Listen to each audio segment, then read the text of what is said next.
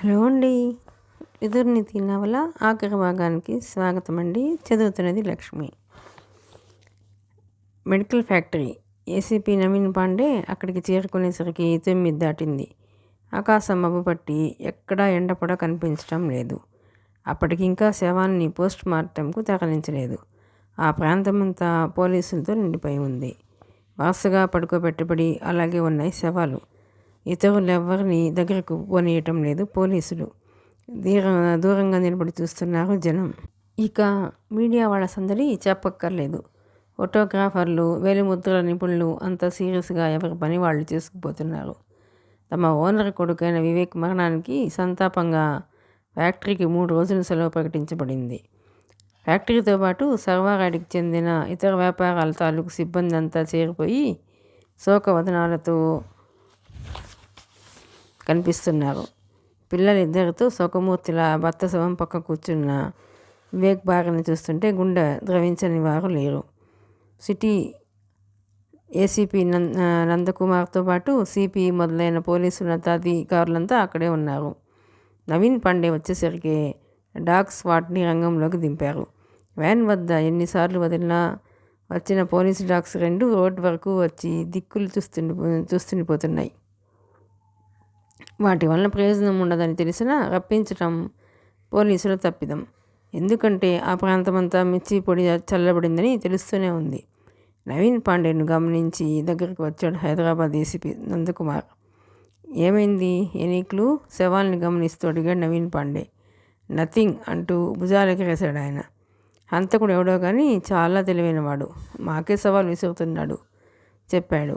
అవును సార్, వాడు బెజవాడలో మాకు విసిరిన సవాల్కే దిమ్మ తిరిగి ఇంత దూరం వచ్చాం. ఇప్పుడు ఇక్కడ మొదలైంది అన్నాడు గణేష్. కొద్ది క్షణాలు తను ఉన్నతాధికారుల మధ్య ఉన్న సంగతి మర్చిపోయాడు అతను. సడన్గా అందరి దృష్టి అతని మీద పడింది. నవీన్ పాండే కోపంగా చూశాడు. గణేష్, క్విప్ క్వైట్ అన్నాడు హెచ్చరికగా. సారీ సార్ అంటూ ఎడంగా వెళ్ళిపోయాడు అతను. మీ సార్జెంట్ చెప్పిన దాంట్లో కూడా వాస్తవం ఉన్నట్టుంది అన్నాడు నవ్వుతూ సిపి. అనుమానాలన్నీ వాస్తవం కాదు సార్. ప్రస్తుతం మనం అనుమానాలతో ఊహాగానాలు చేయగలం కానీ అవే నిజమని నిర్ధారణకు రాలేం. Because we want some evidence. ఈ పరిస్థితుల్లో మనం ఎదురుని అనుమానించటం సహజం. నేను ఇక్కడికి వచ్చిన రోజే డిపార్ట్మెంట్తో పాటు సవారాయిని కూడా హెచ్చరించాను. బట్ ఎవరూ కేర్ తీసుకోలేదు. అంటే మీ ఉద్దేశం కూడా ఈ హత్యలు చేసింది విధులనేగా అడిగాడు ఏసీపీ.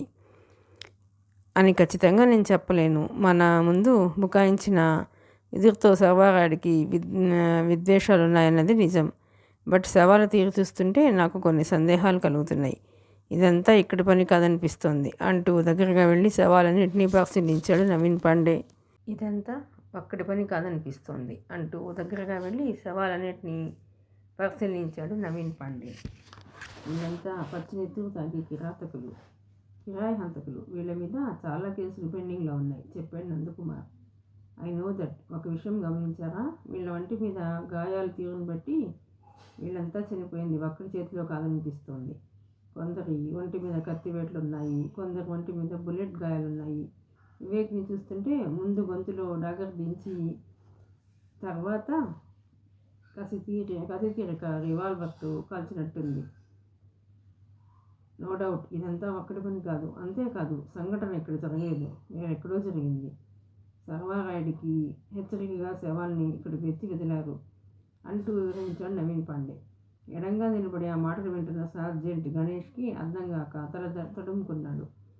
ఏసీపీ గారు ఎందుకో రూట్ మారుస్తున్నారనిపించింది. ఆయన మాటల్లో ఇదంతా చేసింది విధుడు కాదు, వేరే వర్గానికి చెందిన శత్రువు ఎవరో చేసి ఉంటారు అనే భావం స్ఫురిస్తోంది.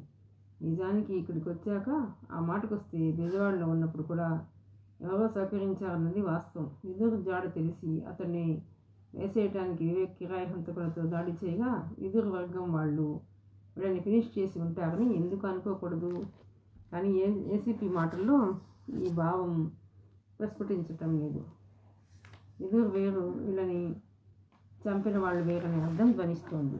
క్లారిటీ రావటం లేదు. చెవులు ఇక్కించి వెళ్ళసాగాడు. అసలు వీళ్ళందరినీ ఎందుకు చంపారో అర్థం కావటం లేదు అంటున్నాడు ఏసీపీ. సార్, మీరు వీళ్ళు చనిపోయిన కోణంలోనే ఆలోచిస్తున్నారు. అసలు వీళ్ళంతా ప్రత్యర్థుల మీదకి ఎందుకు వెళ్ళారో ఆలోచించడం లేదు. ఒకటి మాత్రం క్లియర్గా అర్థమవుతోంది. వీళ్ళందరినీ ఇదే వేన్లో తీసుకుని ఎవరి మీదకో అటాక్కి వెళ్ళాడు వివేక్. అక్కడ బీభత్సంగా పోరాటం జరిగింది. వాళ్ళని చంపాలని వెళ్ళి వాళ్ళ చేతుల్లోనే హతమారిపోయారంతా. వాళ్ళు ఎవరో తెలుసుకునే ప్రయత్నం చేయండి.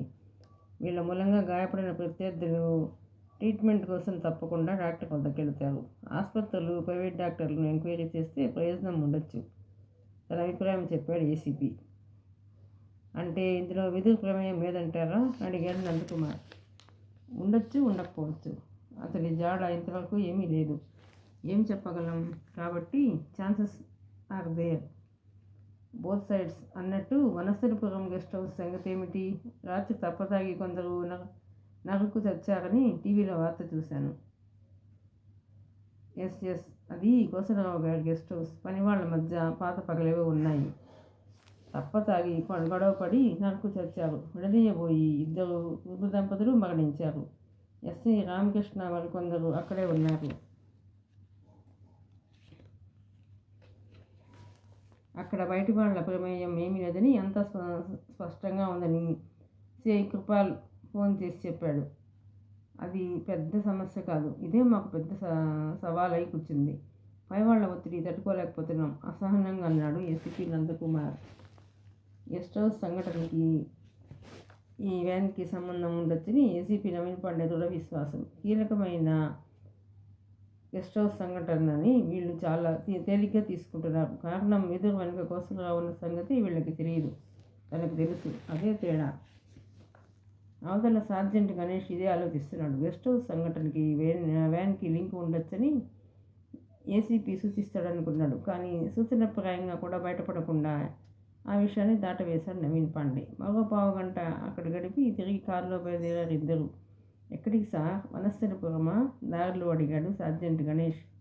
అవును, ఓసారి గెస్ట్ హౌస్ చూసొద్దాం, చెప్పాడు ఏసీపీ నవీన్ పాండే. నాకు ఆశ్చర్యంగా ఉంది సార్, మీరు ఇక్కడ పోలీస్ అధికారులకి గెస్ట్ హౌస్ గురించి మీ సందేహాన్ని సీరియస్గా ఏమీ చెప్పలేదు. గెస్ట్ హౌస్ని మనం ఇంకా చూడలేదు, కానీ అది కోసరావుది, విదురు మనిషి. ఎస్, కావాలనే చెప్పలేదు. అయినా అన్నీ మనమే చెప్పేస్తే వాళ్ళెందుకురా? వాళ్ళ బుర్రకి కాస్త పదును పెట్టని అంటూ నవ్వాడు. ఆ సమాధానం గణేష్కి సంతృప్తినివ్వలేదు. ఏసీపీ మనసులో ఇంకేదో ఉందనిపించింది. అది విదుర్ని తనే పట్టుకుని క్రెడిట్ సాధించాలన్న స్వార్థమా, లేక దాన్ని మించి మరేదన్నా? బుర్ర చించుకున్నా గణేష్కి అర్థం కాలేదు. ఆలోచిస్తూ మౌనంగా ఉండిపోయాడు. Intensive care special room. Sarvarayudu కదలలేని స్థితిలో బెడ్ మీద అలాగే పడుకున్నాడు. మాస్క్ ద్వారా ఆక్సిజన్ తీసుకుంటున్నాడు. పక్కన ఒకే ఒక వ్యక్తి కూర్చున్నాడు. నర్స్తో సహా అంతా బయటికి పంపించబడ్డారు. ఆ కూర్చున్న వ్యక్తి వేరు మస్తాన్. అంతా మొండి మస్తాన్ అంటారు. మనిషి నల్లగా, లావుగా, ఎత్తుగా, జీవృత్తాలతో చూడ్డానికి రాక్షసుడిగా ఉన్నాడు. తన చేతికి మట్టి అంటకుండా మర్డర్లు చేయించడంలో సిద్ధహస్తుడు. వాడి చేతి కింద చోటా మోటా రౌడీలే కాదు, పేరు మోసిన క్రిమినల్స్ కూడా ఉన్నారు. వియ్యంకుడితో కబురు పెట్టిన 2 గంటల లోపలే వాడు సర్వారాయుడి పక్కనున్నాడు. అంతా వెళ్ళిపోయారని గమనించాక చిన్నగా ముఖం తిప్పి మస్తాన్ వంక చూశాడు సర్వారాయుడు. 10 లక్షలు. పని ముగిశాక మరో 10. వాడి పేరు విదుర్. పొడిగా చెప్పాడు ఆయాసపడుతూ. తలూపాడు మస్తాన్. కాస్త తేరుకున్నాక తిరిగి గొంతు విప్పాడు. Opera export and import company owner Kosalarao. వాడి ఇళ్లల్లోనే ఎక్కడో రహస్యంగా ఉన్నాడు. విదుర్ని వెతికి చంపాలి. నా కొడుకు శవం బుగ్గిపాలయ్యలోన. వాడి చావు కబురు నా చెవుల శోకాల ఆయాసంతో ఆగాడు. అది కూడా విని తలూపాడు మస్తాన్రావు. వెళ్ళు, నా వియ్యంకుడు నీకు అడ్వాన్సు, నా శత్రువు ఫోటో ఇస్తాడు, పని త్వరగా ముగించు అని చెప్పి ఆక్సిజన్ మాస్క్ చెరతేసుకున్నాడు. కళ్ళు మూసుకున్నాడు. ఒకే ఒక ప్రశ్న అడిగాడు మస్తాన్రావు. మీ అబ్బాయితో పాటు చాలామంది లేచిపోయారని టీవీలో విన్నాను. ఎక్కడా విదుర్ అనేవాడి ప్రస్తావన రాలేదు. అందరిని వాడే చంపాడని మీకు ఖచ్చితంగా తెలుసా? మరోసారి కళ్ళు తెరిచి చిన్నగా అతన్ని చూశాడు సర్వారాయుడు. తెలుసు. రాత్రి నా కొడుకు ఇంటికి రాకపోతే తెల్లవారుజాము నుంచి ఎవరెవరికో ఫోన్లు కొడుతూనే ఉన్నాను. చివరికి వాడి ఫ్రెండ్ సుధీర్కి ఫోన్ చేస్తే అప్పుడు తెలిసింది. వాడికి గౌళిగూడ ప్రాంతంలో ఓ లాడ్జి ఉంది. మా వాడు అక్కడికి పోతుంటాడు. రాత్రి గుడుంబాపేట కిరాయి హంతకులు 12 మందితో మా వాడు అర్ధరాత్రి దాకా అక్కడే తిని తాగుతూ వాళ్ళతో గడిపాడట. వనస్థలిపురంలో కోసలరావుకు ఒక గెస్ట్ హౌస్ ఉంది. అందులో విధులు ఉన్నాడని తెలిసిందట. అర్ధరాత్రి దాటాక వాడిని వేసేయటానికి వీళ్ళంతా వ్యాన్లో వెళ్ళారని చెప్పాడు. ఏం జరిగిందో తెలుసుకుందామని నేను బయలుదేరే లోపల శవాల వ్యాన్ గురించి ఫోన్ వచ్చింది. తిరిగి వచ్చి శుభవార్త చెప్పాలన్నాడు. నాకు చెప్పలేక తనే పైకి వెళ్ళిపోయాడు. నువ్వు సమర్థుడు అని విధుని చంపే బాధ్యత నీకు అప్పగిస్తున్నాను. పని త్వరగా పూర్తి చెయ్యి. వాడు ఇంకా ఆ గెస్ట్ హౌస్లోనే ఉండడు. అందుకే కోసలరావు ఇల్లు గాలించమన్నాను. సూర్యుడు అస్తమించేలోన వాడి చావు కబురు నా చెవికి సోకాలి. వెళ్ళు. ఎంతో ఓపిక తెచ్చుకొని మాట్లాడి అలసటగా తిరిగి కళ్ళు మూసుకున్నాడు సర్వారాయుడు. అగ్గితను తాకిన చోట మాత్రమే దహిస్తుంది, పగ నిలువెల్లా దహిస్తుంది. అందుకే ఇంత జరిగినా సర్వారాయుడులో ప్రతీకార ఎచ్చపోలేదు. సర్వారాయుడు మౌనం వహించగానే ఇంకా వినాల్సిందేమీ లేదని అర్థమైంది. వెంటనే లేచి బయటికి వెళ్ళిపోయాడు మొండి మస్తాన్. హలో సార్, అనుకోకుండా ఏమిటిలా? రండి రండి. గేటు ముందు కారు దిగుతున్న ఏసీపీ నవీన్ పాండేని చూడగానే ముఖమంతా నవ్వు పులుముకుంటూ పరుగున వచ్చి పోలీస్ పద్ధతిలో సెల్యూట్ చేసి పలకరించాడు ఎస్ఐ రామకృష్ణ. కానీ మనసులో మాత్రం ఈ దుర్వాసుడేమిటి ఇక్కడ దాపరించాడని విసుక్కున్నాడు. ఇక్కడెవరో నరకు చచ్చారని తెలిసి చూద్దామని వచ్చాను. ఏరా, నేను ఇక్కడ పని చేయనంత మాత్రాన రాకూడదా? సీరియస్గానే అడిగాడు ఏసీపీ. నో సార్, అలా ఏం లేదు. ఆల్వేస్ వెల్కమ్ అంటూ పళ్ళికిలించాడు ఎస్ఐ. ఆయనతో పాటు దిగిన సార్జెంట్ గణేష్ ఆ పరిసరాన్ని నిశ్చితంగా గమనిస్తున్నాడు. అప్పటికే శవాన్ని పోస్ట్మార్టంకు తరలింపజేస్తున్నట్టున్నారు. ఆవరణలో ఒక్క శవం కూడా లేదు. అక్కడ ప్రస్తుతం పోలీసులు తప్ప పబ్లిక్ ఎవరూ లేరు. వీధిలో కొంతమంది మాత్రం ఇంకా నిలబడి చూస్తున్నారు. మనలో మాట బుద్ధిగానే ఉంటున్నావా? ఇంకా లంచాలకు కకృతి పడుతున్నావా? గొంతు తగ్గించి అడిగాడు ఏసీపీ నవీన్ పాండే. ఆ మాట వింటూనే తిక్కుమన్నాడు ఎస్ఐ రామకృష్ణ. కోసలరావు ఇచ్చిన 50,000 ఇంకా తండ్రి జబ్బులోనే ఉంది. ఆ రోజుల్లో ఓ కేసులో లంచం తీసుకుంటూ దొరికిపోయి నవీన్ పాండే చేతిలో పడ్డ తిప్పలు కళ్ళ ముందు మిగిలాయి. అయ్యో లేదు సార్ అన్నాడు కంగారు అణుచుకుంటూ. గత అనుభవం మర్చిపోలేదు సార్, సిన్సియర్గా పనిచేస్తున్నాను అన్నాడు. నవ్వేశాడు నవీన్ పాండే. నువ్వు మానుతానన్నా వాడు ఊరుకోడుగా. ఎక్కడ సిఐ పాల్ ఇక్కడే చేస్తున్నట్టుగా అని అడిగాడు. అవును సార్, స్టేషన్ దాకా వెళ్ళొస్తానని వెళ్ళారు. లోనికి రండి అంటూ దారి తీశాడు. ఏమిటి పరిస్థితి? శవాలన్నింటినీ పోస్ట్ మార్టం పంపించేసావా? ఆవిడను గెస్ట్ హౌస్ను పరిశీలిస్తూ అడిగాడు లోనికి వస్తుంది. అవును సార్, పంపించి 20 నిమిషాలు అవుతుంది చెప్పాడు ఎస్ఐ. గుడ్, చాలా వేగంగా పనిచేస్తున్నారు. ఏం జరిగింది అసలు? రొటీన్ కదే వినిపించాడు రామకృష్ణ. శవాలు పడిన చోటంతా మార్క్ చేయబడింది. అవన్నీ వివరించాడు. గెస్ట్ హౌస్ తాళం పెట్టి ఉండటం అక్కడికి స్పష్టంగా కనిపిస్తుంది. శవాలు పడున్నాయని చెప్పిన చోట నేల మీద చాలా రక్తం గుర్తులు కనిపిస్తున్నాయి. అయితే గాలిలో వ్యాపించున్న ఘాటు వాసన, ఎత్తురు ఘాటు వాసన తెలియకుండా చేస్తోంది. ఇదే ఘాటు వాసన వ్యాన్ వద్ద కూడా వచ్చింది. అది మిర్చిపొడి వాసన. ఇద్దరు మాట్లాడుతుండగానే అవుట్ హౌస్ వైపు నుండి కోసలరావు అక్కడికి వచ్చాడు. అతను ఇంకా ఇక్కడే ఉన్నాడు. ఏసీపీ నవీన్ పాండేను విష్ చేశాడు దగ్గరికి వస్తూ. ఘోరం జరిగిపోయింది సార్, ఇలా అవుతుందని ఊహించలేదు అన్నాడు బాధగా. విన్నాను, బట్ నమ్మబుద్ధి కావటం లేదు. పనివాళ్ళు తప్పతాగి నరుకు తావటం, అడ్డొచ్చిన వృద్ధ దంపతుల్ని చంపటం. ఐ డోంట్ బిలీవ్ ఇట్ అన్నాడు నిర్మోహమాటంగా ఏసీపీ. కానీ జరిగిన వాస్తవం అదే అంటూ సమర్థించుకున్నాడు కోసలరావు. గెస్ట్ హౌస్కి 5 కాపలా వాళ్ళు అవసరమా? దేనికి అడిగాడు. నిజానికి వాళ్ళంతా కాపలా వాళ్ళు కాదు సార్. చూస్తున్నారుగా, ఇది ఇంత పెద్ద తోటను ఒకరో ఇద్దరో సంరక్షించలేదు. ఒకడు వంట పనులు, ఇంటి పనులు మైసమ్మకు సాయం చేసేవాడు. మిగిలిన వాళ్ళు ఇక్కడ సెంట్రీలు. డే అండ్ నైట్ ఇక్కడే ఉంటారు. మైసమ్మ అందరికీ వంట చేసి పెడుతుంది. బాగానే ఉండేవారు. కానీ తప్పదాగిన స్థితిలో ఎందుకు గొడవ పడ్డారో కానీ అనర్థం జరిగిపోయింది. నేను వస్తున్నానని ఫోన్లో చెప్పాను. అయినా తొందరపడి విడదీయాలని వెళ్ళి వాళ్ళ కత్తిపోట్లకు బలైపోయారు. పుణ్య దంపతులు. మాకు పెద్ద దిక్కు అనేవాళ్ళు ఇలా జరిగి ఉండకూడదు అంటూ బాధగా కళ్ళు ఒత్తుకున్నాడు కోసలరావు. నిజంగా అలాగే జరిగి ఉంటే really I'm very very sorry mister Kosalarao. మాట్లాడుతూనే నలిగిన పూల మొక్కలు, నేల మీద నెత్తురు మరకలు, ఈగలు ముసురుతున్న నెత్తుటి కత్తులు అన్నింటినీ నిస్తంగా గమనిస్తూ వచ్చాడు నవీన్ పాండే. ఇంత జరుగుతున్నా చుట్టుపక్కల ఎవరూ లేచి రాలేదా? ఇక్కడి అరుపులు, చావు కేకలు ఎవరికీ వినిపించలేదా? ఉన్నట్టుండి అడిగాడు. ఆ ప్రశ్నకు ఎస్ఐ రామకృష్ణ బదులిచ్చాడు. అదే సార్ ఆశ్చర్యం. చుట్టుపక్కల ఇళ్లలో ఎవరిని అడిగినా తమకేమీ వినిపించలేదంటున్నారు. ఇక్కడికి ఇల్లు కాస్త దూరంగా ఉండటం కారణం కావచ్చు అన్నాడు. అలాగే అన్నట్టు తలుపడి నవీన్ పాండే. అన్నట్టు మీ గెస్ట్ హౌస్ ఎప్పుడు తాళం పెట్టి ఉంటుందా? కోసలరావుని అడిగాడు. అఫ్కోర్స్, గెస్టులు ఎవరన్నా వస్తేనే తెరుస్తాం.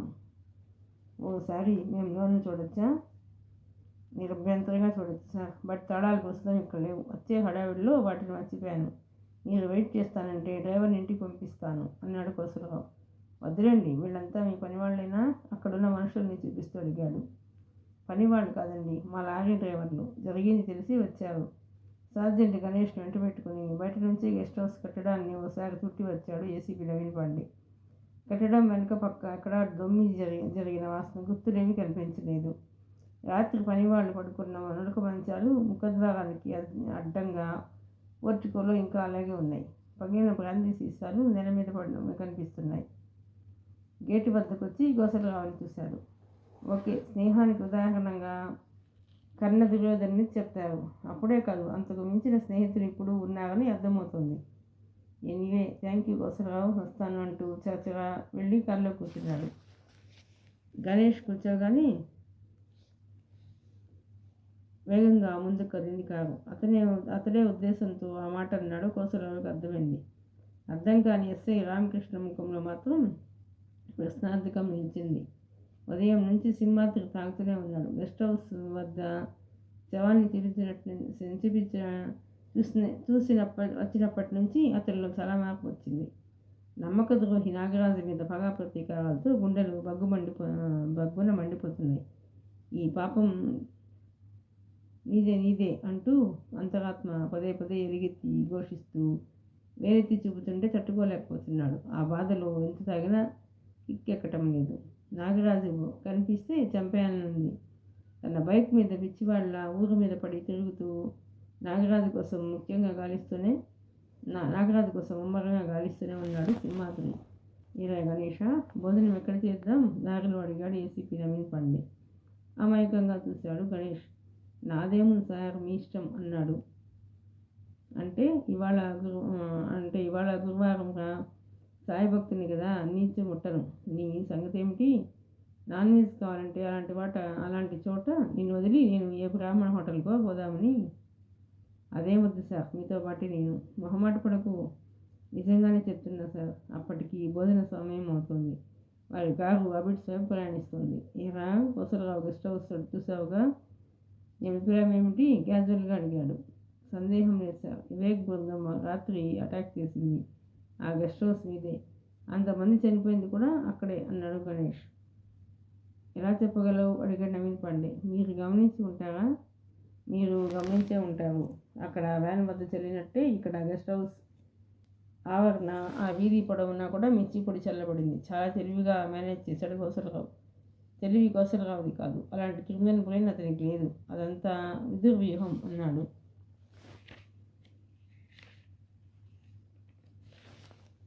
కానీ నాకు విషయం అర్థం కాలేదు సార్. ముఖద్వారానికి అడ్డంగా వేసిన మంచాలు వేసినట్టే ఉన్నాయి. లోన్ ఎవరన్నా ఉంటే అలా ఉంచరు. ఆ కోణంలో ఆలోచిస్తే విదుర్ ఎలా వచ్చాడు ఇక్కడికి? అతడితో పాటు వచ్చిన వాళ్ళెవరు? లింకు దొరకటం లేదు సార్. ఎవరూ రాలేదు. అదేమిటి సార్, రాకుండా అంతమందిని అతను ఒక్కడే చంపాడా? కాంపౌండ్లో వచ్చిన 5 పని వాళ్ళని మర్చిపోతున్నావు. కానీ రే గణేష, కాస్త చురుగ్గా ఆలోచించి చూడు, నీకే అర్థమవుతుంది. సమీపంలో ఆ గెస్ట్ హౌస్లో ఒక శుభకార్యం కూడా జరిగింది. ఉలిక్కిపడ్డాడు గణేష్. తన బుర్రకే తట్టని కొత్త విషయాలు ఆయన బుర్రకి ఎలా తట్టాయో అర్థం కాక అయోమయంగా చూశాడు. ఇంకా వాడిని ఇబ్బంది పెట్టడం ఇష్టం లేక తన మనసులో మాట చెప్పేశాడు. నువ్వు గమనించి ఉండవు, గెస్ట్ హౌస్ ముఖద్వారానికి బయట పోర్టికోను చుట్టి ఎండిన మామిడాకు తోరణాలు, పూలదండలు వేలాడుతున్నాయి. కోసలరావు దంపతులు ఏదన్నా శుభకార్యం తలపెడితే తమ నివాసంలో జరిపించాలి కానీ ఇలా గెస్ట్ హౌస్లో జరిపించరు. అవునా? అడిగాడు. అవును సార్, గెస్ట్ హౌస్లో జరిపించారంటే అది ఏమై ఉంటుంది? ఖచ్చితంగా అది పెళ్ళై ఉండాలి. పెళ్ళ ఆశ్చర్యంతో తెచ్చారు గణేష్. ఎవరికి సార్? అనుమానంగా అడిగాడు. విదుర్తో పాటు అతన్ని ప్రేమించిన మాన్విత అనే అమ్మాయి కూడా వెంట వచ్చేసింది గుర్తుందా? వాళ్ళు గెస్ట్ హౌస్లోనే దిగారు. పెళ్లి కాకుండా జంటగా ఉండటం బాగుండదని వసలరావు వాళ్ళిద్దరికీ పెళ్లి జరిపించేసి ఉంటాడు. వింటూనే నవ్వాడు గణేష్. ఆగిపోయే దీపానికి వెలుగు ఎక్కువ అంటారు సార్. విదుర్ని తలుచుకుంటే నవ్వొచ్చింది. షూట్ ఎట్ సైట్ ఆర్డర్స్తో కానీ కనిపిస్తే అతని పోలీసులు కాల్చి చంపేస్తారు. పట్టుబడి కోర్టుకు అప్పగించిన ఉరిశిక్ష ఖాయం. అలాంటి వాడికి ఈ పెళ్ళి అవసరమంటారా? కనీసం ఆ అమ్మాయికైనా తెలియాలి కదా. కలిసి కాపురం చేసే అవకాశాలు లేని వాడిని పెళ్లి చేసుకుని ఏం సుఖపడుతుందని. అందుకే సార్ నవ్వొచ్చింది అన్నాడు గణేష్. ఏరా, నువ్వు ఎప్పుడన్నా లవ్లో పడ్డావా? లేదు సార్. ఎవరిని ప్రేమించలేదా? లేదు సార్ అన్నాడు సిగ్గుపడుతూ. పోనీ నిన్ను ప్రేమించిన అమ్మాయి? అయ్యో, అలాంటిదేం లేదు సార్. అందుకే రా నీకు లవ్ గురించి తెలియక నవ్వొచ్చింది. Waste fellow. అర్జెంటుగా ఎవరినన్నా ప్రేమించు. ప్రేమ విలువ అర్థమవుతుంది. ప్రేమించుకున్న వాళ్ళు తమ ప్రేమను ఎంత పండించుకున్నామా అని ఆలోచిస్తారు కానీ ఎంతకాలం బతుకుతామని ఆలోచించరు. చావు అనేది వాళ్ళ దృష్టిలో తృణప్రాయం లాంటిది. అలాంటి వాళ్ళు చచ్చినా బతికినా ఒకటిగానే ఉంటారు. ఏమో ఆమె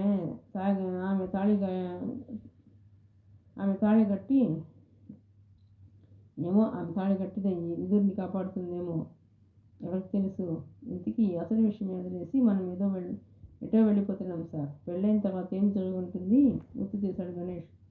పెళ్ళయ్యాక ఏముంది? హనీమూన్. ఎస్, కొత్త దంపతులు చిలుకా గోరింకల్లా హనీమూన్కి వెళ్ళిపోయి ఉంటారు.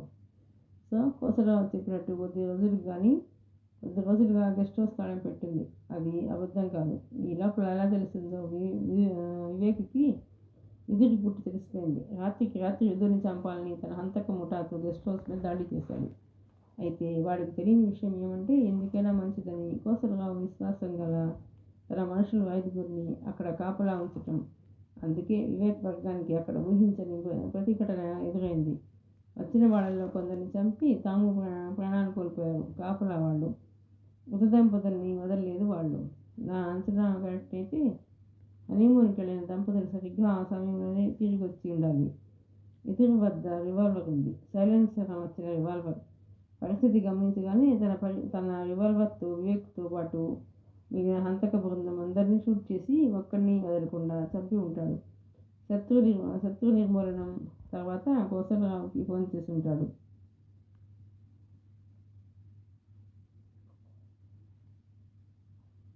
వెంటనే తన బలగంతో అతను వచ్చాడు. ఆ తర్వాత వివేక్ అతడి మనుషులు శవాన్ని వదిలించుకోవడంతో పాటు కాంపౌండ్లో సవాళ్ళ గురించి అనుమానం రాకుండా చక్కగా ప్లాన్ చేసి అమలు చేశారు. కొంచెం అటు ఇటు అయినా జరిగింది ఇదే అనుకుంటున్నాను. ఇక సిఐ కృపాల్, ఎస్ఐ రామకృష్ణారెడ్డి లంచం పురుగుల్ని కవర్ చేసుకుంటే ఫినిష్ ఎవరికి డౌట్ రాకుండా కవర్ చేసుకుంటే ఫినిష్ ఎవరికి డౌట్ రాకుండా కథ కంచికి పోయినట్టే. ఆయన వివరణ విని తెరచిన నోరు మూయటం మర్చిపోయాడు గణేష్. ఆయన మాటలు వింటుంటే 99% మతినట్టు సరిపోతుందనిపించింది. అయితే విదుర్ మాన్వితలు ఏమైనట్టు అడిగాడు అనుమానం తీరక. పిచ్చోడా, ఇంత జరిగాక కూడా వాళ్ళని గెస్ట్ హౌస్లో ఉంచడం సురక్షితమంటావా? తెల్లారక ముందే వాళ్ళిద్దరినీ మరో చోటికి తరలించి ఉంటాడు కోసరావు. ఆ మాటలు వినగానే ఉత్సాహంగా చూశాడు గణేష్. అయితే ఇప్పుడు ఏం చేయబోతున్నారు సార్? ఈ విషయాలు ఇక్కడి అథారిటీస్కి ఉప్పందిస్తే చాలు. వాళ్ళు వెళ్ళి కోసరావు మీద పడతారు. గెస్ట్ హౌస్ తెరిస్తే లోపల ఖచ్చితంగా బెజవాడలో ఫ్లాట్ ఖాళీ చేసిన మాన్విత సామాన్లని లోపల ఉంటాయి. అతన్ని కార్నర్ చేస్తే విధుడు ఎక్కడుంది చెప్పేస్తాడు అన్నాడు. చెప్పాడు. ప్రాణం పోయినా కోసరావు చెప్పడు. అదేరా స్నేహంలోని గొప్పదనం.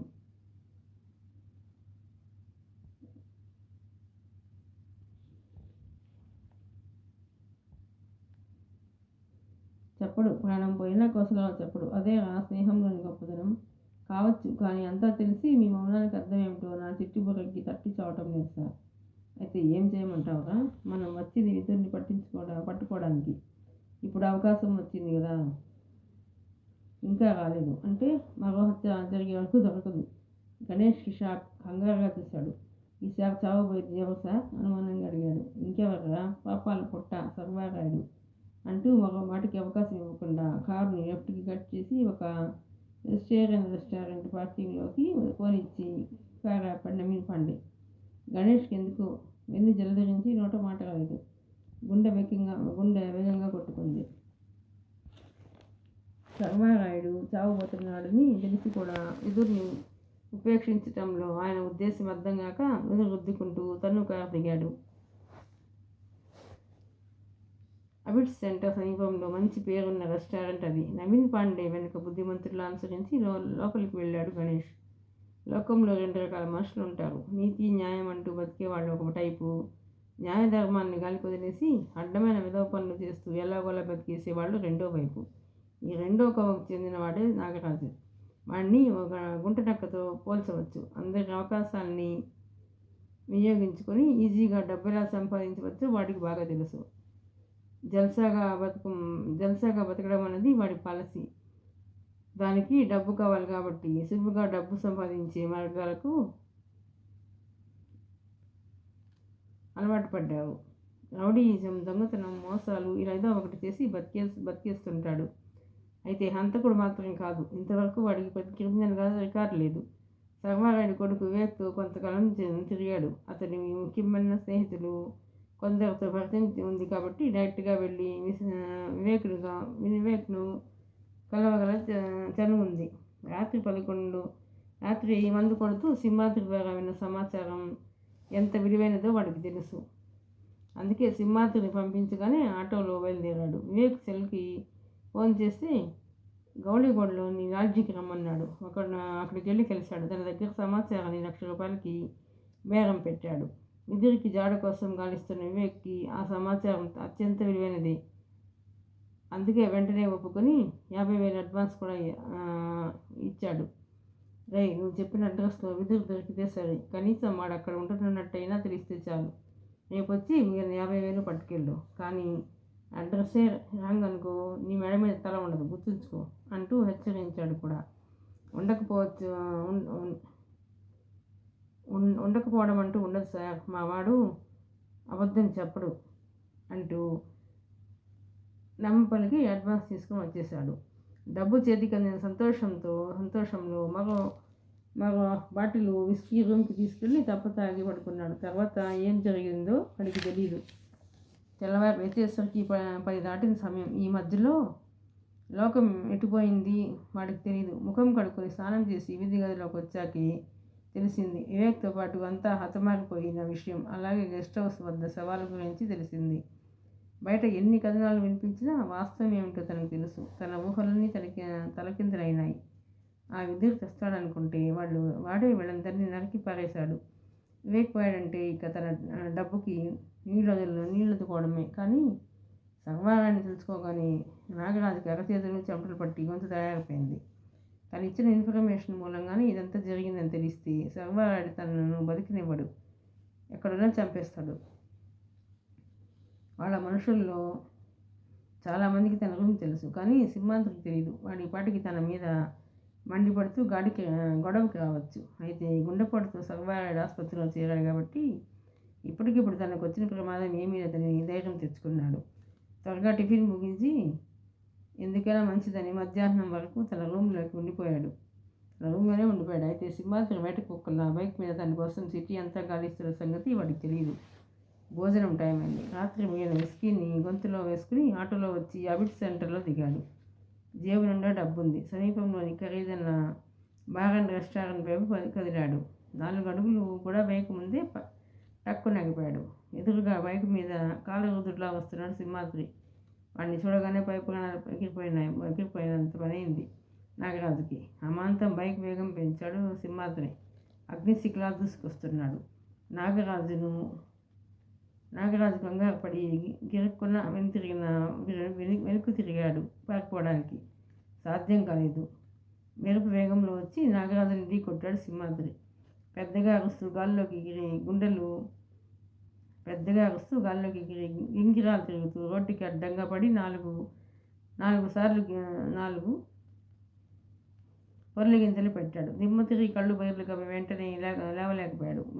లేచి లేవకముందే సింహాద్రి చేయి వాడు జుత్తు పుచ్చుకొని లాగి నిలబెట్టింది. వాడి కుడి చేతిలో కోడ 4 పడగల వంపు తిరిగి ఉంది వేటకత్తి. అది చూసి బీతావహుని గొల్లున అరుస్తూ దూరంగా పరుగులు తీశారు జనం. అటు పక్కనే రెస్టారెంట్లో భోజనాలు ముగించి అప్పుడే బయటకు వచ్చారు నవీన్ పాండే, గణేష్లు. వారిని ఆకర్షించిన కలకలం. రోడ్డు మీద దృశ్యం అక్కడికి స్పష్టంగా కనిపిస్తుంది. ఒరే అల్లుడు, నా మాట వినరా, నాగరాజు ఏదో చెప్పబోయాడు. పళ్ళు పటపట కొరికాడు సింహాద్రి. నిలువెల్ల ఆవేశంతో ఊగిపోతున్నాడు. తల్లి మీద ఒట్టేసి మాట తప్పావు కదరా, నీ మూలంగా చచ్చిన వాళ్ళంతా పైన ఎదురు చూస్తుంటే నీకు ఇక్కడేం చెప్పాలిరా? ఇలాంటి వాళ్ళని బతుకుని ముట్టం తప్పు.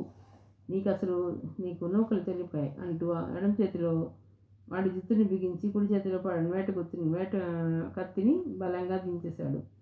ఒక్క వేటు తల తెగి వాడి చేతిలోకి వచ్చింది. ఫౌంటైన్లో నెత్తుకు తిరుగుతుండగా మెలికలు తిరిగి నేల మీద పడిపోయింది మొండెం.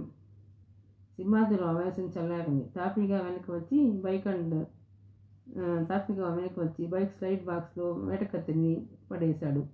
అందులోంచి ఒక వ్యక్తి ప్లాస్టిక్ సంచిని తీసి నాగరాజ్ తలని అందులో పడేసి హ్యాండిల్కు తగిలించుకున్నాడు. బైక్ స్టార్ట్ చేసుకుని వేగంగా వెళ్ళిపోయాడు. కళ్ళ ముందు జరిగిన భయానక సంఘటన. ఆ షాక్ నుంచి చాలాసేపటి వరకు కోలుకోలేకపోయారు చుట్టుపక్కల జనం. కొందరు స్త్రీలు ఉన్న పడంగా మోర్చిపోయారు. హాహాకారాలు చెలరేగాయి ఇక్కడ. అప్పటికే కారులో బయలుదేరిన ఏసీపీ నవీన్ పాండే హంతకుడు బైక్ వెళ్ళిన దిశగా రూట్ మార్చి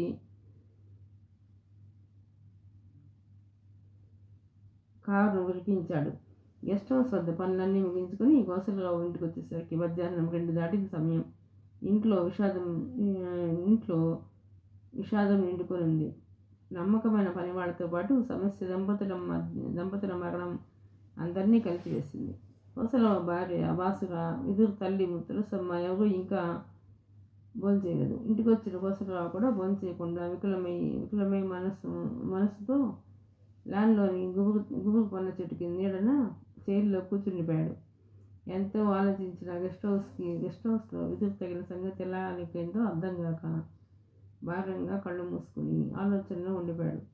ఎంత సమయం గడిచిందో తెలియదు. ఇంతలో ఏదో బైక్ వేగంగా గేట్ దాటి లోనికి వస్తున్న బైక్ ఆకిడి వినిపించింది. కళ్ళు తెరిచాడు. సింహాద్రి చూడగానే ఏదో జరిగిందని అర్థమైపోయింది. అదీగాక ఉదయం తమతో పాటు గెస్ట్ హౌస్లోకి వచ్చిన వాడు తర్వాత కనబడలేదు. బైక్ స్టాండ్ వేశాడు సింహాద్రి.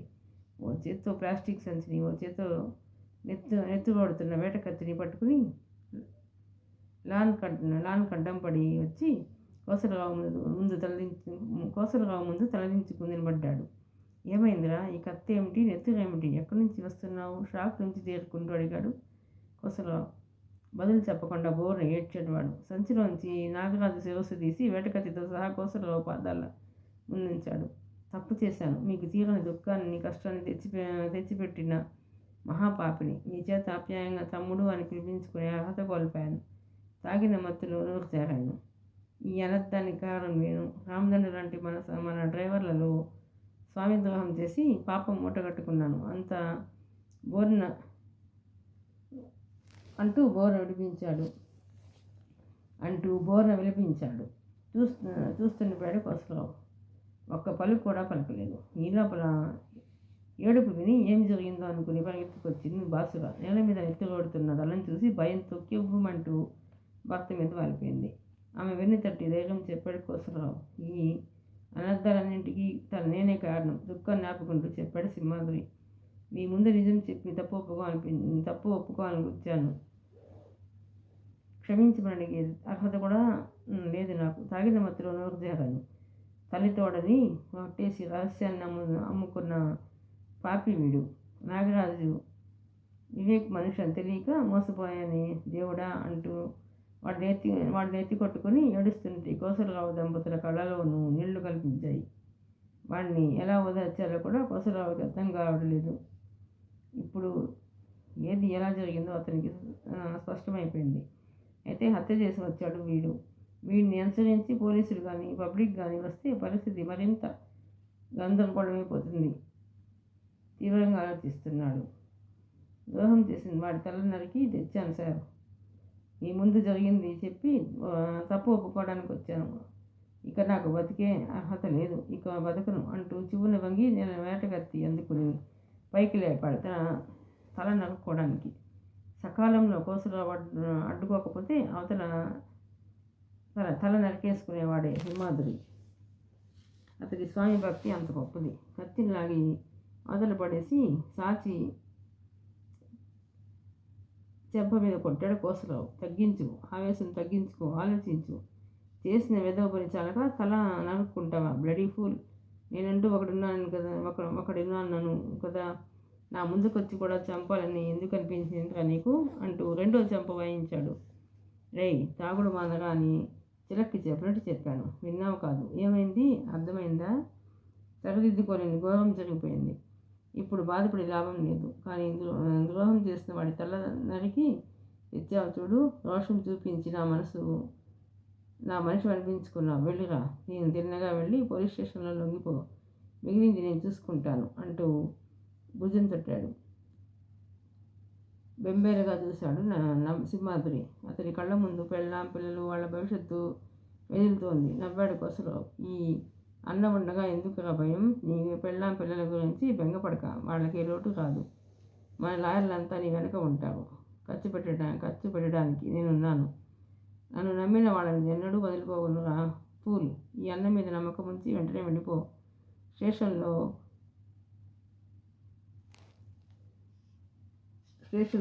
సరెండర్ ధైర్యంగా వెళ్ళగా నేనున్నాను అంటూ ధైర్యం చెప్పాడు. ఆ మాటలు సింహాద్రిలో ఆశలు కలిగించాయి, ధైర్యాన్ని ఇచ్చాయి.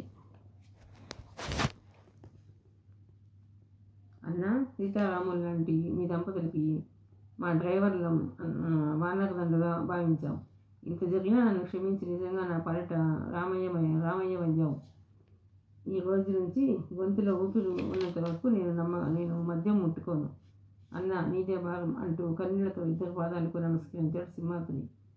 నాగరాజు తలను తిరిగి ప్లాస్టిక్ సంచిలో పడేసి కత్తి సైడ్ బాక్స్లో వేసుకుని పోలీస్ స్టేషన్లకు బయలుదేరాడు. బైక్ వెనకే వచ్చిన ACP Naveen Pande car bike ఎటుపోయిందో తెలియక ఆ పరిసరాల్లోనే తిరుగుతోంది.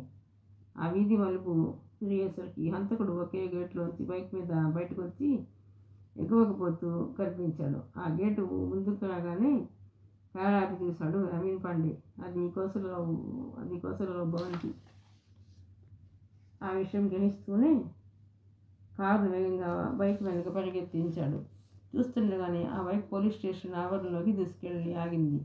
అది గమనించి తన కారును పోలీస్ స్టేషన్ బయట నుంచే వెనక్కి తిప్పేశాడు ఏసీపీ నవీన్ పాండే. కోసరావుకి జంట నగరాల్లో ఎక్కడైతేనేమి గెస్ట్ హౌస్లు, ఇళ్ళు, ఆఫీసులు, గోడౌన్లు ఇలా అన్నీ కలిపి 20కి పైగానే కట్టడాలున్నాయి.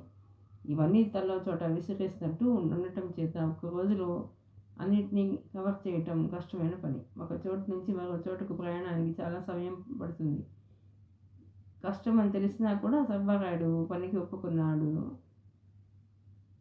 మండి మస్తాను 10 లక్షల అడ్వాన్స్ పని పూర్తవగానే మిగిలిన సొమ్ము వదులుకోలేదు కదా, అందుకే అడ్వాన్స్ సొమ్ము చేతిలో పడగానే రంగంలోకి దిగాడు. తన మనుషుల్ని 3 బ్యాచ్లుగా విడదీసి 3 పక్కలకు వ్యాన్లలో తరిమి చూడు. ముగ్గురు అనుచరులను వెంట పెట్టుకుని తన వ్యాన్లో 4వ దిశగా సాగాడు. ఒక్కో చోట మిత్రుల కోసం గాలిస్తూ వస్తున్నాడు. మధ్య మధ్య తన మనుషులకు ఫోన్ చేసి వాళ్ళ ప్రోగ్రెస్ కనుక్కుంటున్నాడు. ఎక్కడా పాజిటివ్ రిజల్ట్ కనిపించడం లేదు. అవతల పొద్దుబాలుతుంది. ఈ లోపల గంటకు ఫోన్ చేసి సర్వారాయుడు చెప్పినవన్నీ ఎంతవరకు వచ్చిందంటూ సతాయిస్తూనే ఉన్నాడు. అతని వియ్యంకుడు కూడా. అన్ని ప్రాంతాల్లో గాలించడం ముగిసేసరికి సాయంత్రం 5 గంటలు దాటిపోయింది సమయం. ఇక మిగిలిన తన లిస్టులో ఉన్న ఎల్బీ నగర్లో ఇల్లు. చివరి ప్రయత్నంగా వ్యాన్ని అటు దూకించాడు మొండి మస్తాన్. అదేమిటి సార్, మనం ఆసుపత్రికి వస్తున్నాం? పరిసరాన్ని గమనిస్తూ ఆశ్చర్యపడి అడిగాడు గణేష్. సర్వారెడ్డి గారిని ఉంచింది ఇక్కడే, పాపం పెద్దాను కదా పలకరించుకొద్దాం అంటూ కార్లు పార్కింగ్లోకి తీసుకెళ్ళి ఆపాడు ఏసీపీ నవీన్ పాండే. ఆయన్ని మనం పలకరించడం అవసరమంటారా సార్? అయోమయంగా అడిగాడు గణేష్. అదేమిట్రా అంత మాట నేసావు? పెద్దల్ని గౌరవించడం ఎప్పుడు నేర్చుకుంటావా? రేపు ఉంటాడో పోతాడో ఎవరికి తెలుసు? పోయి చూసొద్దాం పదా. జుత్తు పీక్కోలేక పిచ్చి చెప్పులు చూశాడు గణేష్. సార్, నేను మీకు అర్థం కావటం లేదన్నారు, కానీ మీరే ఇప్పుడు నాకు అస్సలు అర్థం కావటం లేదు సార్. అక్కడ చూస్తే వాడెవడో ఒకరిని తల నరికి తీసుకుపోయాడు. కోసలరావు ఇంటికి వెళ్ళొచ్చి పోలీస్ స్టేషన్లో లొంగిపోయాడు. అంత దూరం హంతకుడిని వెంబడించి కూడా పోలీస్ స్టేషన్ బయట నుంచి వెనక్కి వచ్చేసాం. ఇప్పుడేమిట్రా అంటే మనల్ని అంటగాని వాళ్ళు చూసి కొంచెం కూడా సహకరించని ఆ వృద్ధ జంబు కాలనీ పరామర్శిద్దామంటావు. అసలు మీ మనసులో ఏముందో తెలియక కొట్టుమిట్టాడుతున్నాను సార్. నాకేమీ బోధపడడం లేదు అన్నాడు అమాయకంగా. దరహాసం చిందించాడు ఏసీపీ. ఇంకా నీకు అర్జెంట్ కాలేదంటే ఆశ్చర్యంగా ఉంది. ఇంకా నీకు అర్థం కాలేదంటే ఆశ్చర్యంగా ఉంది. తల నరికి చంపి ఆ తలను వాడు కోసలరావు వద్దకు తీసుకెళ్లాడంటే అర్థం ఏమిటి? వాడు కోసలరావు మనిషి. చచ్చిన వాడి వల్ల మిత్రులు గెస్ట్ హౌస్ బంగ్లాలో ఉన్న సంగతి వివేక్ తెలిసి ఉంటుంది. కోసలరావు సలహా మేరకు వాడు పోలీస్ స్టేషన్కి వెళ్ళి లొంగిపోయాడు. వివేక్ గురించో వాడు అక్కడ బయటపడ్డాడు. ఏవో పాత కక్షలన్నీ చెప్తాడు. ఇవన్నీ తెలుసుకోవడానికి మనం టైం వేస్ట్ చేసుకోవాలంటావా? అందుకే వెనక్కి వచ్చేసాం అంటూ వివరించాడు. మరి సర్వారాయణ్ణి పరామర్శించడం దేనికి సార్? అడిగాడు గణేష్. ఇక్కడ సెక్యూరిటీ ఎంత పటిష్టంగా ఉందో తెలుసుకుందామని, అలాగే ఆయన మనల్ని చూడగానే ఎలా రియాక్ట్ అవుతాడో చూద్దామని. మనకి అవసరం అంటారా? మనం ఆపాల్సింది విదుర్ని కదా సార్? కరెక్ట్. దేశ కాల పరిస్థితులను బట్టి న్యాయవాదులు మర్చిపోతాయన్నది ఆర్యోక్తి. ఎంత చక్కగా చెప్పారా? వాళ్ళు చెప్పినట్టే న్యాయం మారిపోయింది, ధర్మం మారిపోయింది, దేశంలో పరిస్థితులు మారిపోయాయి. న్యాయం అన్యాయం, ధర్మం అధర్మం గాను చలామణి అవుతున్న రోజులు. బట్ చట్టం మనుషులం కాబట్టి మనం ఇదంతా మాట్లాడకూడదు. ఎంత శ్రద్ధలైనా వాళ్ళు పెద్ద మనుషులు కాబట్టి మనం గౌరవం ఇవ్వాలి. ఇచ్చి వద్దాం పదా అంటూ కారు దిగాడు. ఇద్దరు లోపలకు నడిచారు. ఆసుపత్రి ఆవరణలోంచి పోలీస్ సెక్యూరిటీతో పాటు ప్రైవేట్ సెక్యూరిటీ కూడా స్పష్టంగా కనిపిస్తుంది. సర్వారాయుడికి చెందిన గూండాలు తట్లాడుతూ అడుగడుగునా కనిపిస్తున్నారు. ఇద్దరిద్దరు చొప్పున అక్కడక్కడ పోలీస్ నిఘా ఉంది. ఆసుపత్రిలోకి వచ్చేపోయే వాళ్ళని నిశ్చితంగా గమనిస్తున్నారు వాళ్ళు. అనుమానం కలిగితే ఆపి ప్రశ్నిస్తున్నారు పోలీసులు. లోనుకొస్తున్న ఏసీపీ నవీన్ పాండేని చూసి సెల్యూట్ చేశారు పోలీసులు. ఎవరినీ పట్టించుకోకుండా సర్వారాయుడు నుంచిన స్పెషల్ రూమ్ వైపు నడిచాడు. ఆయన ఇంకా ఇంటెన్సివ్ కేర్ యూనిట్ ఉన్న గదిలోనే ఉంచారు. బయట 4 పోలీసులు కాపలా ఉన్నారు. బహుశా సర్వారాయుడి రిక్వెస్ట్ మీద ఏర్పాటు చేస్తుంటారనిపించింది. ఏసీపీ వెళ్ళేసరికి లోపల నుంచి సిపి బయటకు వస్తున్నాడు. 2 ఎస్ఐలు కూడా ఉన్నారు. ఏర్పాట్లు చాలా పకడ్బందీగా ఉన్నాయి. మీరే ప్రొటెక్షన్ ఇస్తున్నారా? నవీన్ పాండే అడిగాడు. తనకు ప్రాణహాని ఉందని ప్రొటెక్షన్ ఇమ్మని సర్వారాయుడు గారు రిక్వెస్ట్ చేయడంతో ఈ ఏర్పాట్లు చేశాం. ఎస్ఐలు 2 ఇక్కడే ఉంటారు చెప్పాడు సిపి. ఇంతకీ ఎవరి వల్ల ప్రాణహాని ఉందట? ఆ విషయంలో స్పష్టత లేదు. తన కొడుకుని మిగిలిన వాళ్ళని చంపిన వాళ్లే తనను చంపే అవకాశం ఉందంటున్నారు. ఆయన అనుమతి లేకుండా ఎవరిని లోనికి పంపించడం లేదు. Very good. నేను ఒకసారి ఆయనతో మాట్లాడవచ్చా? షూర్, కమాన్ అంటూ ఎస్ఐలు 2 బయటే ఉంచి నవీన్ పాండేను లోపలికి తీసుకెళ్లాడు. సిపి గణేష్ను ఎస్ఐలు 2 బయటే ఆపేశారు. లోన సంభాషణ వినే అవకాశం తప్పిపోయినందుకు తెగ ఫీల్ అయిపోతూ పాపం బయటే ఉండిపోయాడు అతను. ఏసీపీ నవీన్ పాండే రాకను బహుశా ఊహించి ఉండడు. కళ్ళు పెద్దవి చేసి చూస్తున్నాడు సర్వారాయుడు. ఆక్సిజన్ మాస్క్ అలాగే ఉంది. మర్యాదపూర్వకంగా విష్ చేశాడు నవీన్ పాండే. ఆరోగ్యం ఎలా ఉంది? పరామర్శించాడు. బాగానే ఉన్నట్టు చేత్తో సైగ చేశాడు సర్వారాయుడు. సిపి బయటికి వెళ్ళిపోతే సర్వారాయుడితో కొన్ని విషయాలు విపులంగా మాట్లాడదామనుకున్నాడు. కానీ నిట్టాడులా ఆయన అక్కడే నిలవటంతో ఎక్కువ ప్రశ్నించలేకపోయాడు. అక్కడికి ఆయనకి అర్థం కాని విధంగా ఇప్పుడు కూడా అదే ప్రశ్న, గతంలో మిమ్మల్ని కలిసినప్పుడు అడిగిన ప్రశ్న. మీ మధ్య నిజంగానే ఏ గొడవలు లేవా అడిగాడు. సర్వారాయుడికి అర్థమైంది. తల అడ్డంగా ఊపి ఏమీ లేవని తెలిపాడు. విసుగ్గా చూశాడు నవీన్ పాండే. పోలీస్ ప్రొటెక్షన్ అడిగినవాడు ఇంకా నిజాలను ఎందుకు దాస్తున్నట్టు? బహుశా విధురు పేరు బయటపడితే ఫార్ములా వ్యవహారం మొత్తం బయటపడుతుందన్న భయం కావచ్చు. విధుర్ని ఆపాలంటే కొన్ని నిజాల్ని బయట పెట్టాలి తప్పదు. కానీ అందుకు సిద్ధంగా లేడు సర్వారాయుడు. ఎవరి కర్మకు ఎవరు బాధ్యులు? ఇక అతన్ని రక్షించగల వారెవరూ లేరు. పెద్దగా నిట్టూర్చాడు ACP Naveen Pande. Okay sir, thank you. మీరు త్వరగా కోలుకోవాలని కోరుకుంటున్నాను అని చెప్పి బయటకు వచ్చేశాడు. సార్ బయలుదేరదామా? కారు వద్దకి రాగానే అడిగాడు గణేష్. లేదురా, కారులో కూర్చో, మనం ఎక్కడికి వెళ్ళటం లేదు. ఈ రాత్రికి ఏం జరుగుతుందో వెయిట్ అండ్ సీ అంటూ సీట్లో కూర్చొని డోర్ మూశాడు. గణేష్ కూడా కారులో కూర్చున్నాడు. ఇద్దరు పరిసరాల్ని, హాస్పిటల్ లోనికి వచ్చేపోయే వాళ్లను జాగ్రత్తగా గమనించసాగారు. ఇంకో 60 నిమిషాల్లో సూర్యాస్తమయం అవుతుందనగా ఎల్బీ నగర్లోని కోసలరావు బంగ్లా గేటు ముందు వ్యాన్ ఆపాడు మొండి మస్తాన్. బంగ్లా అంతా నిశ్శబ్దంగా ఉంది. పోర్టికోలో కారు తప్ప అక్కడ మనుషుల అలికిడే లేదు. చుట్టుపక్కల పిల్లలెవరో వీధి కుడిపక్క ఖాళీ స్థలంలో క్రికెట్ ఆడుకుంటున్నారు. నిజానికి ఆ సమయంలో డ్రైవర్ యాదగిరి వాచ్మెన్తో కలిసి పక్క వీధిలో ఛాయ్ కోసం వెళ్ళాడు. ఇద్దరు మాన్విధులు లోపలే ఉన్నారు. మస్తాన్తో పాటు అనుచరులు ముగ్గురు వ్యాన్ దిగారు. పెద్ద పెద్ద అంగులు వేస్తూ డోర్ ముందుకెళ్ళి తలుపు తట్టాడు మస్తాన్.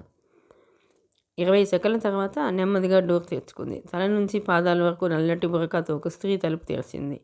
బురకాలో ఉన్నదో ఎవరో తెలియక మస్తాన్ కళ్ళు చిట్లించాడు. వాడిని చూసి బురకాలోని మాన్వితకు షాక్ వచ్చింది.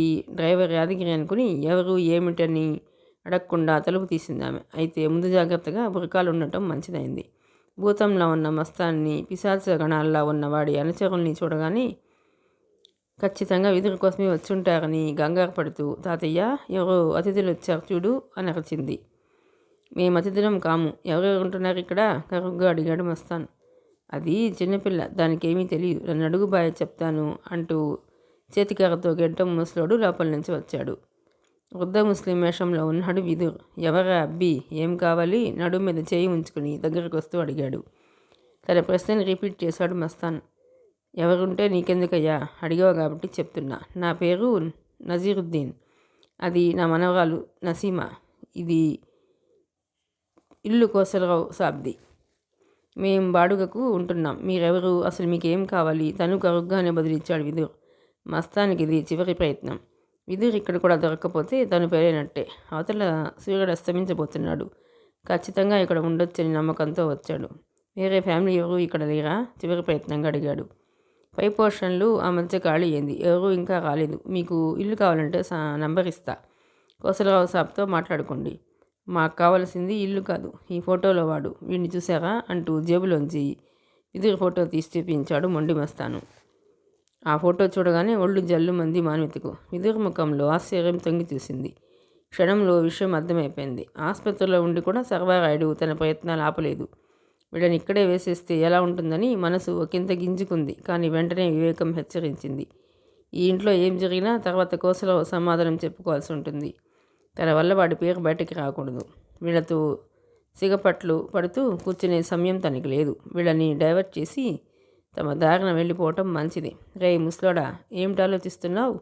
తప్పుకో, మేము లోపలికి వెళ్ళి చూసొస్తాం అరిచాడు.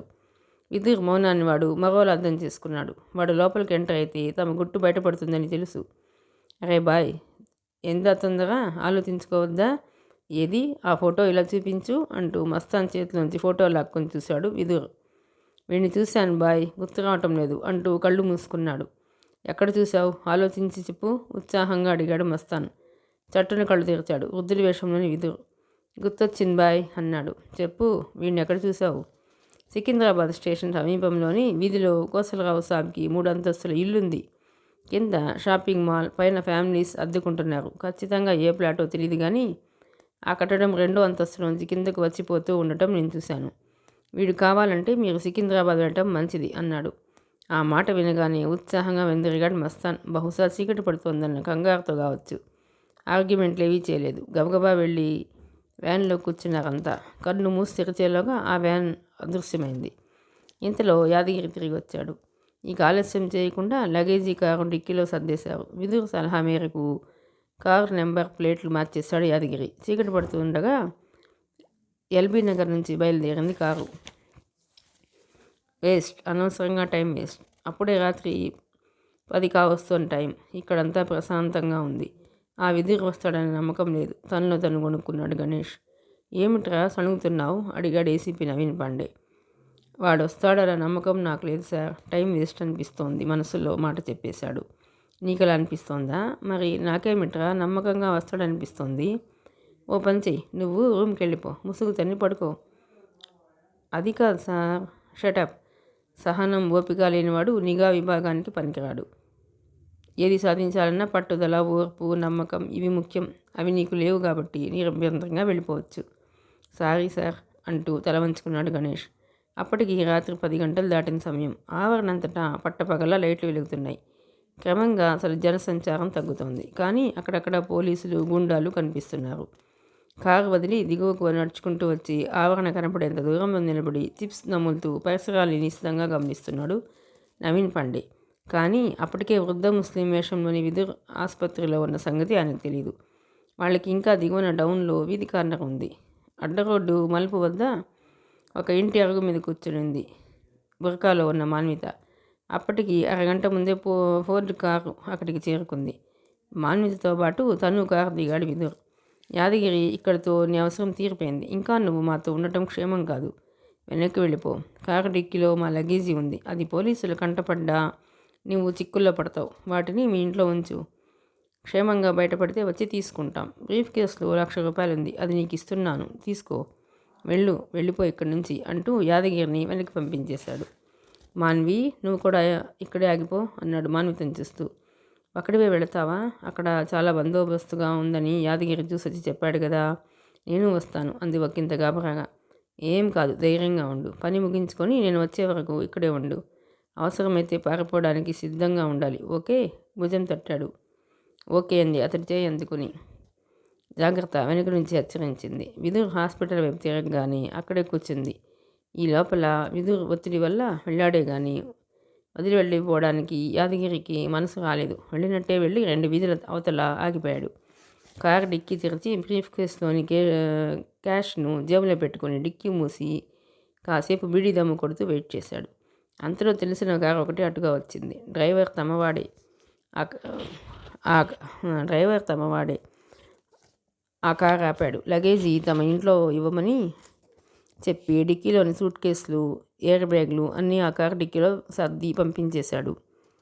అత్యవసర పరిస్థితిలో తప్పించుకోనంటే వెహికల్ అవసరం ఎదురికి. పైగా అమ్మాయి కూడా అతనితో ఉంది. వదిలి ఎలా పోవడం? ఆలోచిస్తూ తన కారుని వెనక్కి తెచ్చి యువతని మలుపులో ఆపి వెయిట్ చేయసాగాడు. అతడు ఆగిన చోటుకి ఎగువన అరుగు మీద కూర్చున్న బురకాలోని మాన్విత స్పష్టంగా కనిపిస్తోంది. ఇక విదురు విషయం. భుజాన చిన్న సంచి సర్దుకుని చేతికర్ర ఊపుకుంటూ స్లోపు వెంట కాస్త ముందుకెళ్ళాడు. ఆసుపత్రి ఆవరణ కనిపిస్తోందనగా ఓ కారు పక్క నిలబడి వచ్చేపోయే వాళ్ళని గమనిస్తున్న ఏసీపీ నవీన్ పాండే కనిపించాడు. ఆయన్ని చూడగానే అడుగు ముందుకు పడలేదు విదురుకి. ఆవులిస్తే పేగులు లెక్కించే సముద్రుడు ఆయన. తెలిసి ఒంటరిగా ఆయన ముందు నుంచి వెళ్ళటం రిస్క్తో కూడిన పని. 10 నిమిషాలు అక్కడే వెయిట్ చేశాడు. ఇంతలో అదృష్టం అతన్ని ఇష్టంగా వెతుక్కుంటూ వచ్చింది. గాయపడ్డ ఒక యువకుడిని తోపుడు బండి మీద పడుకోబెట్టి హడావిడిగా తోసుకుంటూ వస్తున్నారు ఓ గుంపు. వాళ్లలో హిందువులు, ముస్లింలు, స్త్రీలు కూడా ఉన్నారు. బహుశా సమీపంలోని ఏదో కాలనీ వాసులై ఉండాలి. నెత్తురోడుతూ స్పృహ లేకుండా పడున్నాడు యువకుడు. అంతే, సందేహించకుండా ఆ గుంపులో కలిసిపోయాడు విదుర్. వాళ్ళ వెంట నవీన్ పాండే ముందు నుంచే నిరాటంకంగా ఆసుపత్రిలోకి వెళ్ళిపోయాడు. ఎవరూ అతన్ని అనుమానించలేదు. ఆ గుంపుని ఆపలేదు.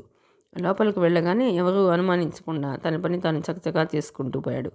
భుజాన చిన్న సంచిలో ఉన్న చిన్న నిమ్మకాయ సైజులోని పసుపు రంగు బాల్స్ని అక్కడక్కడ డస్ట్బిన్లు కుర్చీల వెనకే పడేశాడు. కొన్నిటిని 2వ అంతస్తుకు పోతున్న వాళ్ళ సంచులు ట్రేలలో వదిలాడు. ఆ తర్వాత అక్కడే ఓ పక్క అమాయకంగా ముఖం పెట్టి కూర్చున్నాడు.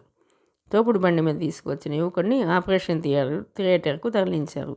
రిసెప్షన్లో చాలామంది ఉన్నారు. పోలీసులు, గుండాలు అటు ఇటు తిరుగుతున్నారు. సమయం భారంగా గడుస్తోంది. క్రమంగా 10:20 దాటింది. టైం చూసుకుని ఉన్న చోటు నుంచి లేచాడు విదుర్. ఒక మూలగా ఉన్న కాయిన్ బాక్స్ వద్దకెళ్ళి రిసెప్షన్ కౌంటర్లోని ల్యాండ్లైన్ ఫోన్ చేశాడు. 10 సెకండ్ల తర్వాత ఫోన్ ఎత్తాడు అతడు. హలో, చెప్పేది జాగ్రత్తగా విను, హస్కీ వాయిస్తో హెచ్చరించాడు. ఎవరు నువ్వు? కరుగ్గా అడిగాడు అతను. నా పేరు విదుర్. నేను నీకు తెలియకపోవచ్చు. సర్వారాయణ్ణి ఆసుపత్రిలో చేర్చుకుని పెద్ద తప్పు చేశావు. వాడు నా టార్గెట్లో మనిషి. అయితే ఇప్పుడేమంటావు? మీరంతా చావబోతున్నారంటాను. వాట్?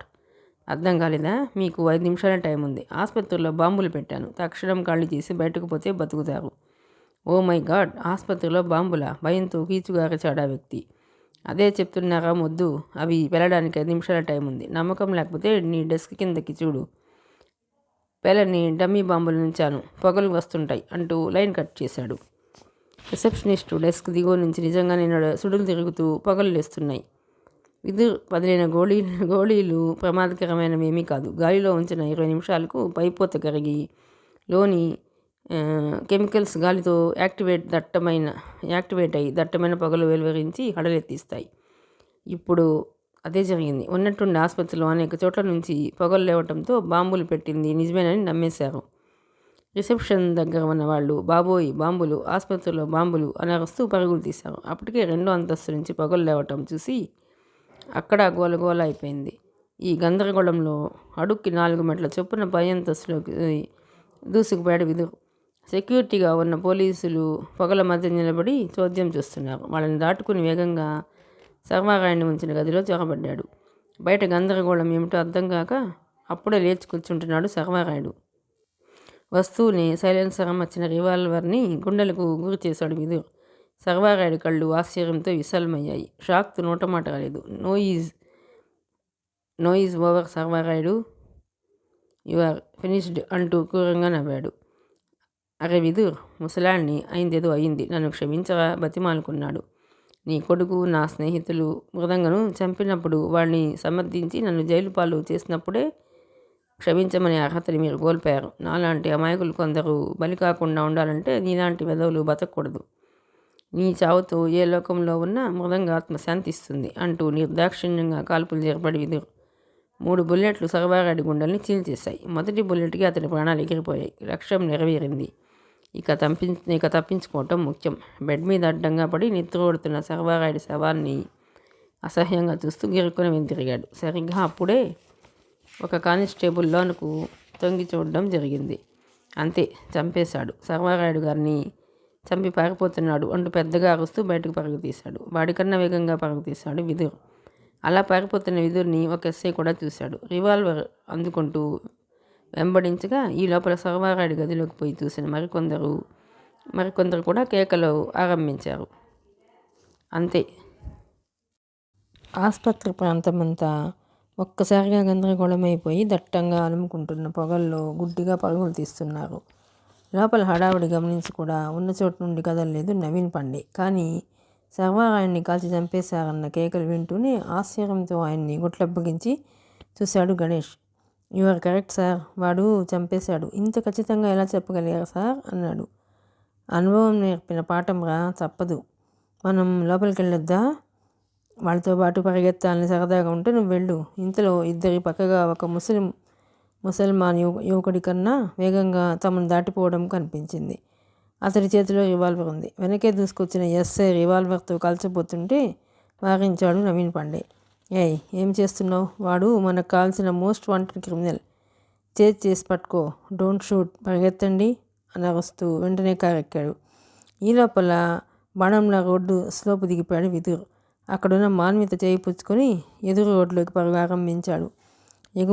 ఎగువ నుంచి దుమ్ము తెగలు లేపుతూ దూసుకొచ్చింది యాదగిరి కారు. క్షణంలో ఇద్దరి పక్కన ఆగింది. రండి బాబు, వచ్చేయండి అని అరిచాడు యాదగిరి. ఈ ఆలోచించకుండా ముందు కారులో జొరబడింది మాన్విత. వెనకే లోపలికి వచ్చి డోరు మూశాడు విదుర్. అంతే, కళ్ళెం వదిలిన గుర్రంలా ముందుకు దూకించాడు కారుని యాదగిరి. ఈ లోపల ఆసుపత్రి వైపు నుంచి నవీన్ పాండే కారుతో పాటు 2 పోలీసు జీపులు బయలుదేరాయి. గూండాలకు చెందిన మరో 2 వ్యాన్లు బయలుదేరాయి. ఆ అరుపులు, కేకలు, చేసింగ్లతో ఆ ప్రాంతం మారుమోగిపోయింది. ఈ లోపల కంట్రోల్ రూమ్కి ఫోన్లు వెళ్ళిపోయాయి. పోలీసు బలగాలతో కూడిన జీపులు, వ్యాన్లు బయలుదేరాయి. చెక్పోస్టుల వద్ద గట్టి బందోబస్తు చేశారు. ఎట్టి పరిస్థితుల్లోనూ హంతకుడు జూబ్లీ హిల్స్ దాటి బయటకు పోకూడదన్న పట్టుదలతో ఉన్నారు పోలీసులు. యాదగిరి ఎంత ప్రయత్నించినా ముందుకు పోవటం సాధ్యం కాని పరిస్థితి ఏర్పడింది. క్రమంగా ఏ వీధిలోకి తిరిగినా పోలీసులు, గూండాలు, వాహనాలు ఎదురవుతున్నాయి. పరిస్థితి గమనిస్తూనే ఉన్న విదుర్ ఒక నిర్ణయానికి వచ్చేశాడు. ఒక వీధిలోకి రాగానే యాదగిరి కారాపు అన్నాడు విదుర్. కారాపాడు యాదగిరి. మాన్వితతో పాటు కారు దిగిపోయాడు. నువ్వు రిస్క్ పడొద్దు. చీకట్లలో కారాపి నంబర్ ప్లేట్లు పాతవి తగిలించుకొని తర్వాత వెళ్ళిపో. ఆలస్యం చేయకు, గో ఫాస్ట్ అంటూ మాన్విత చేయి పుచ్చుకొని పక్కనున్న చిన్న సందులోకి దారితీశాడు. యాదగిరి కారు పోతుండగానే నవీన్ పాండే కారు అక్కడికి వచ్చి ఆగింది. పోలీస్ జీప్ ఒకటి వారిని దాటి ఎగువన పోతున్న యాదగిరి వైపు దూసుకుపోయింది. ఏమిటి సార్ ఇక్కడ ఆగారు? గణేష్ అడిగాడు. వాళ్ళిద్దరూ ఇక్కడ దిగిపోయారు. ఆ సంగతి పోలీసులతో చెప్పొచ్చు కదా. మనం చెప్పేదాకా వాళ్ళు ఆగరు. ఈ ప్రాంతంలోనే ఎక్కడో వాళ్ళు ఉండాలి. రా చూద్దాం అంటూ కారు దిగాడు. ఇద్దరు కారు వదిలి సన్న సందులోంచి ముందుకు పోయారు. ఈ లోపల కొందరు పోలీసులు, కొందరు గుండాలు కూడా వాళ్ళని చూసి ఆగి చుట్టుపక్కల గాలిస్తూ బయలుదేరారు. అర్ధగంట గడిచినా విదురు జాడలేదు కానీ ఆ సందు వారిని అవతల మరో పెద్ద వీధిలోకి చేర్చింది. అక్కడ ఎదురుగా ఉన్న పెద్ద భవంతిని చూడగానే నవీన్ పాండే కళ్ళు విశాలమయ్యాయి. ఏరా గణేష, ఆ బిల్డింగ్ ఎవరిదో తెలుసా అని అడిగాడు. నాకేం తెలుసు సార్, మీరే చెప్పాలి. హైకోర్టు ప్రధాన న్యాయమూర్తి జస్టిస్ లోకనాథం గారి నివాసం ఇది అంటూ గేటు దిశగా అడుగులేశాడు. గేటు ముందు పోలీసు బందోబస్తు ఉంది. ఇద్దరు గేటును సమీపిస్తుండగా గేట్లు బార్లా తెచ్చుకుంది. లోకనాథం గారి పడవలాంటి పెద్ద కారు బయటకొచ్చింది. డ్రైవింగ్ సీట్లో ఆయనే ఉన్నాడు. సడన్గా గేటు ముందు కనిపించిన ఏసీపీ నవీన్ పాండేని చూసి కారాపారు ఆయన. గౌరవంగా విష్ చేశాడు నవీన్ పాండే. ఈ టైంలో ఏం చేస్తున్నారు ఇక్కడ అడిగారు లోకనాథం గారు. ఒక హంతకుడు ఇటు పారిపోయి వచ్చాడు సార్, గాలిస్తున్నాం చెప్పాడు. నల్లని కారు అద్దాల పైకి లేపి ఉండటం చేత లోపల ఏముంది కనిపించడం లేదు. ఐసి ఇటుగా ఎవరు వచ్చినట్టు లేదు. ప్రొసీడ్ అంటూ కారును పోనిచ్చాడు ఆయన. ఎదురొస్తున్న పోలీసుల పక్క నుంచి జస్టిస్ లోకనాథం గారి కారు వేగంగా తన దారిన వెళ్ళిపోయింది. ఆయన కారును ఆపి చెక్ చేసే అధికారం పోలీసులకు లేదు. ఉన్నట్టుండి పదగా వెళ్ళిపోదాం, వచ్చిన పని అయిపోయిందంటూ వెందిరిగాడు ఏసీపీ. అదేమిటి సార్, వాళ్ళు ఇంకా దొరకలేదుగా ఆశ్చర్యంగా అడిగాడు గణేష్. వాళ్ళు ఇంకా దొరకరు, సిగరెట్ వెలిగించుకుంటూ చెప్పాడు. అవును సార్, నాకు అదే అనిపిస్తుంది అంటూ ఆయన్ని అనుసరించాడు. అదే అనిపించిందా? ఎలా? మీ శిక్షణలో చాలానే నేర్చుకున్నాను సార్. లోకనాథం గారి కారులో విదురు మాన్వితులు ఉన్నారని అర్థమైంది సార్. వాళ్ళు రాష్ట్రం వదిలిపోతే ఎవరు పట్టుకోలేరు కదా. దేశం వలన ఈ దేశం కోసం వాడు కష్టపడి పనిచేస్తూనే ఉంటాడుగా. జీనియస్ వాడు, బతికే ఉండాలి. నవీన్ పాండే కారు ఆ ప్రాంతం వదిలిపోయినా పోలీసులు, గుండాలు మాత్రం ఇంకా గాలిస్తూనే ఉన్నారు. అయిపోయిందండి. మరో మంచి కథతో మళ్ళీ కలుద్దాం. బాయ్.